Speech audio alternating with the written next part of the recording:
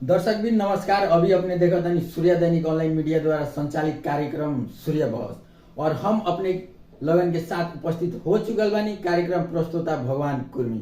और आज हम विशेष करके चैत में होखे वाला स्वाभाविक चुनाव के संदर्भ में बातचीत करम सन। और आज के हमनी के अतिथि बानी अनेरा सभी वीरगंज महानगर कमेटी के अध्यक्ष एवं ठाकुराम बहुमुखी कैंपस कमेटी के अध्यक्ष आसिफ अहमद जी। सबसे पहले हम वहाँ के कार्यक्रम में स्वागत करें। स्वागत बा अपने के। धन्यवाद। का हाल बा, कैसन चल रहा चुनावी अभियान? एकदम चुनावी अभियान बढ़िया चलता, चुनाव लाग गइल बा। एकदम हमनी के पॉजिटिव वाइब में एकदम हमनी के चुनाव के समर्थन में बानी सन। हमनी के प्रत्येक संगठन एकदम चुनाव के पक्ष में बा आ एकदम हमनी के चुनाव कराम सन। का लागत अपने के कि चुनाव के जीती? अब चुनाव हार जीत तो हमनी के विषय ना हो, लेकिन आदमी तैयारी फुल कइले बा आ अभिन करता। आए वाला दिन में चैत्र 5 गते त्रिवी सोभी चुनाव तोकले बा मिति हमनी के एकदम चुनाव के पक्ष में बानी सन। लेकिन अपने लोगन के संगठन के कैसन का भूमिका रही चुनाव में? एकदम हमनी के वो अव्वल भूमिका रही। अनेरा सभी संगठन से एकदम सभ्य तरीका से, एकदम सभ्य भाषा में, एकदम सभ्य एगो अपन योजना एकदम तर्जुमा करके हमार अनेरा सभी से चुनाव में माहौल रही। वास्तव में कहल जाए तो ई सौव्यू हवे कथी और ई सौव्यू से विद्यार्थी लोग के कथी फायदा बा? सोव्यू अनेरा हम अनेरा सोव्यू संगठन से आबोध बनी तो अनेरा सोव्यू सोव्यू हो अपना आप में एगो ना अखिल के नेतृत्व करे वाला एगो अनेरा सोव्यू। आज देखे हम अपने 75% देश भर के 75% स्कूल कैंपस में एगरा अखिल नेतृत्व करता है। कैसे हमनी के एकदम विद्यार्थी संगठन खातिर एकदम हक हित खातिर एकदम हमनी के हर दिन लड़त आवतानी सन आ लड़े सन। ठाकुराम कैंपस की विशेष बात कइल जाओ कि ठाकुराम कैंपस में अनेरा सभी विद्यार्थी लोग खातिर कथी कथी कइले बा अभी तक ले? हर एक समस्या के समाधान अनेरा सभी कइले बा। प्रत्येक विद्यार्थी जेकर भी समस्या होके वहाँ अनेरा सभी पहुंचल बा आ वो अनेरा सभी पहुंच के वहाँ समस्या के समाधान कइले बा। चाहे वो लाइब्रेरी में किताब के होको, चाहे वो क्लास में बेंच के होको, चाहे वो कैंटीन के होको, हर एक समस्या के समाधान अनेरा सभी वहाँ पुग के अपन संगठन से कइले बा। कहल जाओ तो कैंपस चीफ जे बानी वहाँ से अपने लगन सेटिंग करके कुछ बार्गेनिंग करे लगन कि ना वैसन कोनो बात नहीं है। वैसन हमनी के कोनो बात नहीं है। वो हमनी के गुरु हैं, आदर्श हैं, उनकरा से काथी सेटिंग करे। लेकिन हमनी के अपन समस्या उनकरा से कहे नहीं सन कि हई समस्या बा, हऊ समस्या बा, ई समस्या हैंग करे के पड़ल, होम करे के पड़ल। हमनी के टेबल टॉक करे नहीं सन, बैठे नहीं सन और उस समस्या के निचोड़ निकाल के हमनी के समस्या के समाधान करे। अपने के कहल जाओ तो एगो विद्यार्थी नेता बानी, युवा नेता कहल जाओ। अपन देखल जाओ तो अग्रपंथी में अपने रहतानी। अपने के उम्मीदवारी कथी में पड़ी? उम्मीदवारी उ तो पार्टी निर्णय करी। हम सोभियो चुनाव के तैयारी करतनी। पार्टी हमरा के जौन पद में माने टिकट देवे, चाहे वो सभापति में होको, चाहे वो सचिव में होको, चाहे जे में होको, हम सोभियो के पक्ष में बानी। हम अपन तैयारी करतनी। वो पार्टी मूल्यांकन करी कि हमरा के कथी मूल्यांकन करके हमरा के केमे टिकट देता। अगर पार्टी अपने के मूल्यांकन ना कैलक, अपने के टिकट ना देलक तो अपने काथी करम? बागी उम्मीदवारी देम कि दोसर पार्टी प्रवेश करम? ना, हम अपन उम्मीदवारी एकदम अपन पार्टी से देम। आ पार्टी में अगर मूल्यांकन ना भइल जे भी हमरा ऊपर आवता वो हम उनकरा के जितवाएं। हम अपन समर्थन उनकरा करके एकदम 100% समर्थन करके हम उनकरा के जितवाएं। अपने के पार्टी लोग से अभी तक ले के उम्मीदवारी के मतलब इच्छा रखले बा, के उम्मीदवारी देवे के कहता? वो हमार विषय के बात ना हो। उम्मीदवारी तो सामान्य बात हो, वो क्यों दे सकता। एक दो आदमी कहले बा तो वो अपन अब उम्मीदवारी अब काथी में देले बा, का देले बा, अब वो लोग के विषय है। लेकिन अब हम भी उम्मीदवारी हम नहीं देले, लेकिन हम अपन सोभियो चुनाव के तैयारी में लागल बानी। वो पार्टी मूल्यांकन करी कि हमरा कथी में उम्मीदवारी। देखल जाओ तो विगत के दिन में जो चुनाव बीतल बा, स्थानीय होको चाहे संघ प्रदेश के होको, हर एक उम्मीदवार लाखों लाख पैसा खर्चा करेला। लेकिन अगर अपने के पार्टी टिकट दे देता तो अपने कितना पैसा रख ले बानी खर्चा करे खातिर सभी चुनाव जीते खातिर? हमनी के विद्यार्थी राजनीति करता नहीं सन। एगो हमनी के डिप्लोमेटिक सोच बा। हमनी के उ पैसा वैसा के लालच में विद्यार्थी के लोभ्याए के उ सब हमनी के अनेरा सभी संगठन हमनी के सिद्धांत ना। हमनी के सिद्धांत अपन योजना अपन नीति अपन विधान उ हिसाब से अपन काम करे के, अपन विद्यार्थी के हक हित खातिर लड़े के, समस्या के समाधान करे के, उ हिसाब से हमनी के अनेरा सभी ठाकुरा मोहमी कैंपस में लागल। लेकिन विद्यार्थी नेता लोग पर ई भी आरोप बा कि अपने लगन बार्गेनिंग में एडमिशन करावेनी, का एमे कितना सच्चाई बा? अब विभिन्न संगठन के लोग आबद्ध बा ठाकुरा मोहमी कैंपस में, हम भी अनेरा सभी से आबद्ध बनी। वो लोग का करता कथी करता केने सेटिंग करता वो हमारे विषय के बात ना हो, लेकिन हमार अनेरा सभी संगठन ई सब सेटिंग पेटिंग में कोइयो ना रहेला आ ना कोइयो रही। लेकिन देखल जाओ तो ये अपना ही के संगठन अनेरा सभी पर ई भी आरोप बा कि सबसे ज्यादा कोटा अपना ही के मिलेला, अपने लगन के अनेरा सभी के कोटा मिलेला। कि कोटा आखिर में कहल जाता कोटा हो कथी? एकदम झूठ बात है। एकदम जे भी प्रश्न कइले बा अपने से जे भी कहले हुई एकदम ही झूठ बात है, वैसन कोनो बात नहीं है। अनेरा सभी के ई सभी चुनाव लेके एजेंडा कथी बा? अपने लगन के वोट काहे मिली? देखिए हमनी के एजेंडा योजना विधि विधान हमनी के अलग बा, छुट्टे बा। एगो हमनी के सर्वश्रेष्ठ संगठन अनेरा सभी हो जैसे हम आबद्ध बनी। जैसे हमनी के योजना पूछे हम हमनी के एजेंडा मुख्य प्रकार के बटे, जैसे कि हमनी के लोक सेवा के क्लास कराएम सन, जैसे हमनी के विद्यार्थी के गुणस्तर बढ़ावे खातिर हमनी के सेवा प्रदान करेम सन, जैसे अपांग मैत्री लोग खातिर एकदम कच्चा कोठा संचालन करेम सन।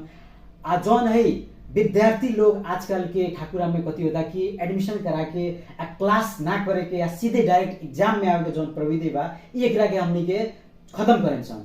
हमनी के अनिवार्य क्लास कराएम सन। ओकरा बाद हमनी के सेमिनार हॉल के एबरा ठाकुरा में बहुत ज्यादा आवश्यक बा, हमनी के सेमिनार हॉल बनाएम सन। और जौन अव्यवस्थित लाइब्रेरी बा ओकरा के एकदम पूर्ण रूप से हमनी के व्यवस्थित करेम सन। ओकरा बाद अपने देखेम तोरा ठाकुरा मोहमी कैंपस में हमनी के सवारी साधन के भी बहुत दुख तकलीफ बा। विगत के दिन में हमनी के देखता होता सन लोग कहाँ कहाँ से हमनी के ठाकुरा में पढ़े होला, आज सवारी साधन के चलते लोग क्लास करे ना होला, तो हमनी के ध्यान मिला सभापति जीतता नहीं सन तो हमनी के सवारी साधन के भी हमनी के उपलब्ध कराएम सन। लेकिन ठाकुरा कैंपस में ई गुट कहेला लोग, ई गुट ह कथी? अब वो गुट उ हमने हमरा उ विषय में हम बेसी ना कहेम, कैसे कि हमने के एके गो अनेरा सभी संगठन बाटे, ओमे कोनो गुट नहीं के, और बाकी संगठन के लोग के कितना गुट बा का गुट बा वो लोग के विषय है, वो हमारे विषय ना। लेकिन देखल जाओ अपने लगन पर ई भी आरोप बा कि अपने लगन ठाकुरा बहुमुखी कैंपस में आंदोलन करेनी, तालाबंदी भी करेनी, लेकिन समस्या समाधान ना होला तभी अपने लगन सेटिंग करके ताला खोल देवनी, ताला तोड़ देवनी। एमे कितना सच्चाई बा? अपने लगन वास्तव में कितना के बार्गेनिंग करके आंदोलन तोड़ेनी? उन्हें कोनो सच्चाई के बात नहीं है। और लोग के संगठन विद्यार्थी संगठन का करता कथी करता वो हमारे विषय के बात ना हो। हमारा अनेरा सभी एकदम सिस्टम से जाला, प्रोसेस से जाला। जैसे कोनो भी समस्या पड़ल तो एकदम कैंपस प्रशासन के बैठा के एकदम समस्या के हई समस्या बा अपने समझी, अगर उ सुनता रह तो ठीक बा, नहीं सुनत तो प्रेस व्यक्ति मार्फत हमनी के समस्या के अपन तरह रिपोर्ट करके ले जानी सन। अगर उ भी नहीं मारत तो हमनी के सिस्टम में जाके हमनियों के ताला मारनी सन। ऐसा बात नहीं कि अनेरा सभी संगठन ताला ना मारला, लेकिन ओकरा बाद कथी हो गेला कि ओकरा बाद वहाँ के फोन करेनी कि हई समस्या बा आई लगिन बैठी लगन, ओकरा बाद हमनी का करनी सन टेबल टॉक करनी सन। टेबल टॉक करके उस समस्या के समाधान करनी सन और समाधान करके हमनी के तुरंत ताला करनी सन। हमनी के देखल जाओ तो अनेरा सभी हो गए चाहे विभिन्न विद्यार्थी नेता लोग हो गए, ये लोग पर ई भी आरोप बा कि अपने लगन जब एग्जाम होला तो एग्जाम हॉल में अपने लगन विद्यार्थी लोग के मोबाइल प्रवेश करा के अपने लगन व्हाट्सएप के मार्फत या मैसेंजर के मार्फत अपने लगन एग्जाम दिवावे लगन। एमे वास्तव में कितना सच्चाई बा? का अपने लगन उ एग्जाम दिवावे खातिर कितना बार्गेनिंग करके अपने लगन मोबाइल भीतर जाए दे? एकदम एमे कोनो एथी के बात नहीं के, एकदम ही झूठ बात है। ठीक बा, एकदम झूठ बात है। जे भी कहले होके एकदम झूठ बात है। अब एगो दूगो लुका के चोरा के कोनो मोबाइल ले जाते हो वो अलग बात बा, वो अलग जे ले जाते हो ओकर विषय के बात है। लेकिन ऐसा कोनो बात नहीं कि हमने के एकदम एग्जाम के बेरा हमने एकदम अच्छा स्वच्छ वातावरण में एकदम नियम अनुसार हमने के एग्जाम करानी। देखल जाओ तो काम के टाइम में केहू ना लौकेला, लेकिन जब चुनाव के समय आई तो एकदम कहाँ ना कहाँ से एकदम दर्जनों के संख्या में लोग नेता उपस्थित हो जाला। वास्तव में ये लोग नेता कहाँ रहेला, कहाँ गायब रहेला? अपना लगन वही में करे लगन की अनेरा सभी उ सिद्धांत से चलबे ना करला। अनेरा सभी 365 दिन कॉलेज में रहेला आ कोइयो रही। अभिन के जैसे अभी सोभी चुनाव भइल बा तो विभिन्न प्रकार के संगठन के लोग बिल में से निकलता स्वतंत्र लोग अपन उम्मीदवारी देता आके अपन कॉलेज में जमघट करता ऊ अनेरा सभ्यू के ऊ सिद्धांत ना अनेरा सभ्यू 365 दिन विद्यार्थी के हक खातिर लड़ल बा समस्या के समाधान कइले बा ऊ हिसाब से अनेरा सभ्यू संगठन ठाकुराम बहुमुखी कैंपस में हम ओसे आबद्ध बानी। देखो जाओ तो विद्यार्थी संगठन पर यही आरोप बा जनता के कि अपने लगन ठाकुराम बहुमुखी कैंपस में पढ़ाई कम लेकिन ओकरा के कैंपस के अपने लगन राजनीतिक अखाड़ा में परिवर्तन कर दिले बानी। लोग के पढ़ाई में ना ज्यादा ध्यान देके अपने लगन राजनीतिक में घिंच के लिया एमे कितना सच्चाई बा?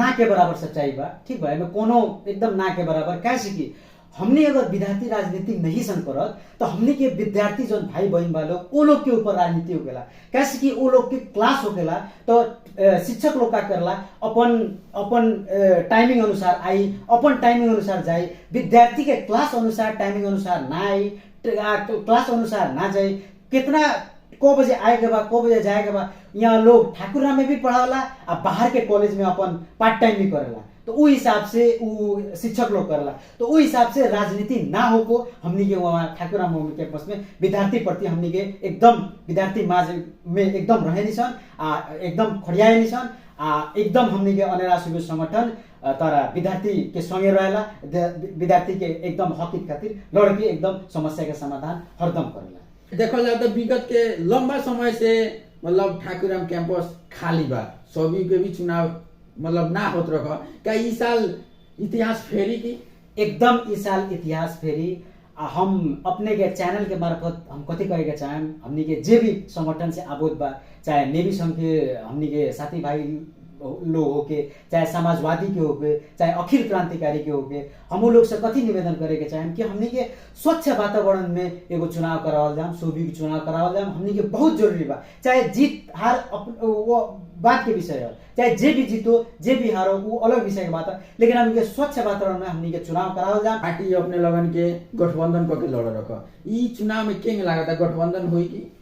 अनेरा सभ्यू ऐसा संगठन है जौन की एकदम इकलौती अकेले लड़े वाला संगठन है कोई अकेले लड़ी पार्टी अगर केंद्र से निर्देशन देता गठबंधन के तो गठबंधन के हमनी के स्वागत करें सन लेकिन हमनी के अभी यहाँ पार्टी अगर केंद्र से गठबंधन ना करी तो हमनी के इकलौती चुनाव लड़े सन हमनी के यहाँ झंडा अपन अनेरा सभी के लहराम। अपने कहनी कि पार्टी गठबंधन करी तो ओकरा के अपने लगन माने लगन लेकिन पार्टी गठबंधन करके अपने के टिकट ना दी तो अपने क्या करें?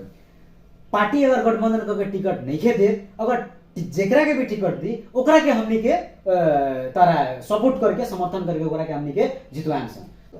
देखल जाओ तो ठाकुराम बहुमुखी कैंपस में देखल जाओ तो दिग्गज नेता लोग बा एक से एक नेता लोग बा लेकिन अपना ही लगन के वोटर लोग वोट काहे दी?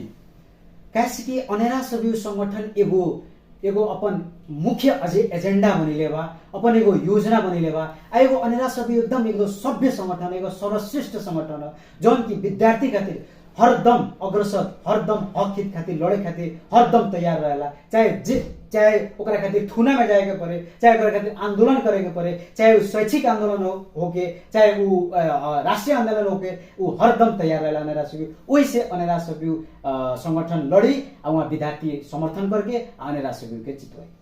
लास्ट में अपने समग्र में अपन वोटर लोग से विभिन्न संगठन के नेता लोग से जनता से अपने काथी आग्रह करे के चाहें काथी विश्वास दिलावे चाहें? हम ठाकुराम बहुमुखी कैंपस से अगर हमरा सभापति पद के टिकट मिलता तो हम ये आग्रह करे के चाहें कि हमरा के भारी बहुमत दे के अपने लोग जितवाई कैसे कि हमने के एजेंडा मुख्य बा अलग बा अब्बल बा एगो अब्बल सोच के साथ बा हमने के एजेंडा एकदम हटके बा हमने के एकदम 365 दिन विद्यार्थी खातिर हक हित खातिर लड़ते आइल बनी सन आगे भी लड़न सन सोभियो चुनाव अगर हमनी के जीततानी सन तो ठाकुराम बहुमुखी कैंपस के हमनी के मुहार फेरन सन। चलिए धन्यवाद। ल बहुत बहुत